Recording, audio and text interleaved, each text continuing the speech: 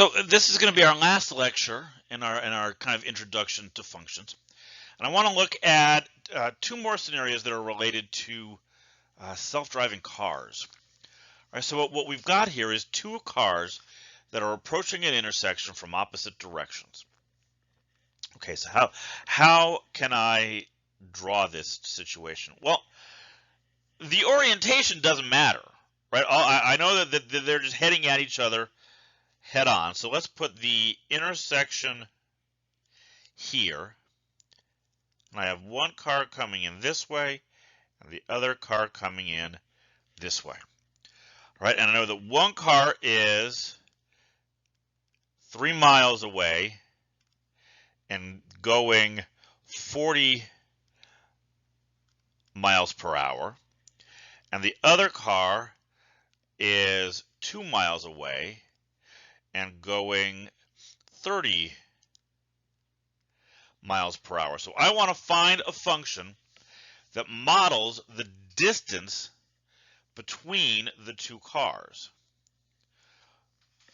Okay, so let's put some numbers here, right? What we're looking for is a function based on the time.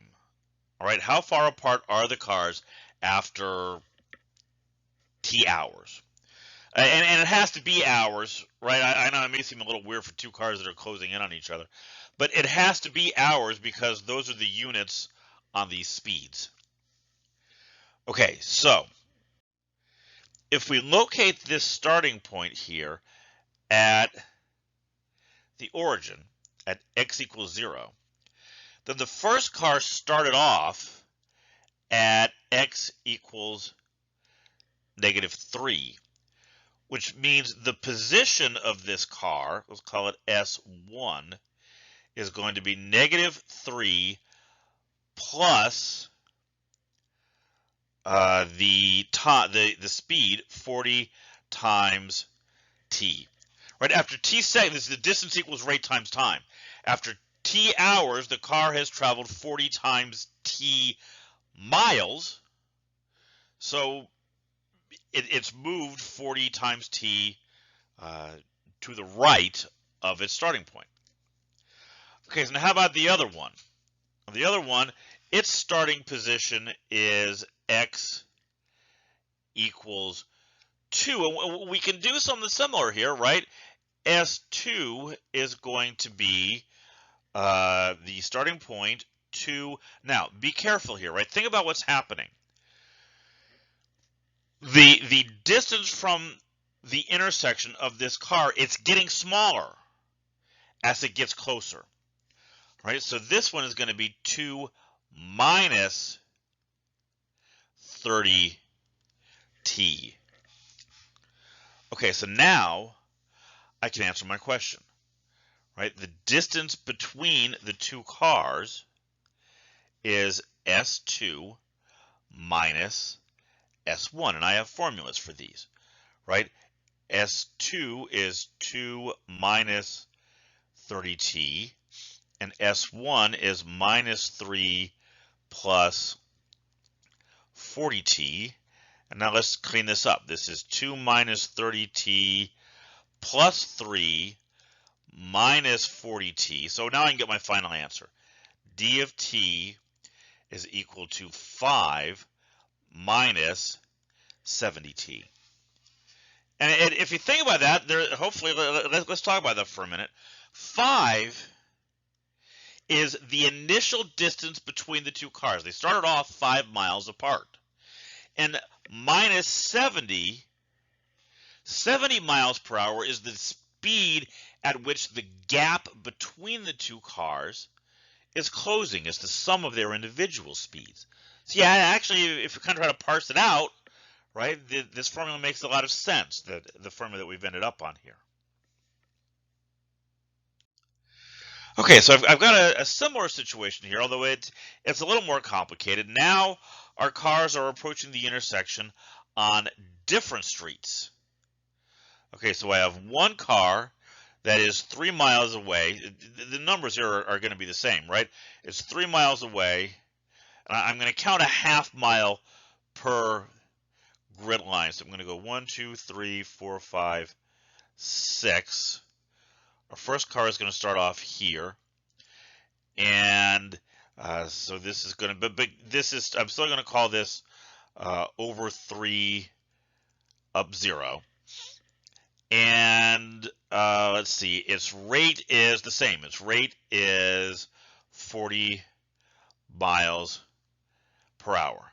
Then my second car is 2 miles away, so that's going to be 4 grid lines. Approaching on a different street, right? And we're assuming the streets are regular streets and that they're perpendicular to each other.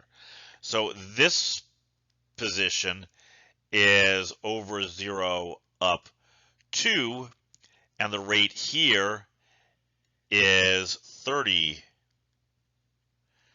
miles per hour. Okay, so where are these cars as they're coming in here toward this intersection after T hours of travel? Well, it's going to be the same thing, right? The same thing we did before. This point is going to be 0, 2 minus 30t, because that y coordinate is getting smaller, right, as it gets closer to the origin. And I'm going to do the same thing over here. This vehicle is at 3 minus 40t, 0. All right, so now I know where each of these cars is after driving for t hours. And what I'm looking for is a function that describes this distance. All right, so how can I find that? Well, I have 2 points here, right? And I have a formula for the distance between 2 points, right? That formula is the distance is the difference of the x coordinates squared plus the difference of the y coordinates squared, and it's the square root of that whole thing. All right, so now I just have to put my points in. Right, I'm going to do the difference of the x values, that's 0 minus 3 minus 40t squared, plus the difference of the y values, that's 2 minus 30t minus 0 squared, and the square root of this whole thing. All right, so let's see, we can clean up a little here.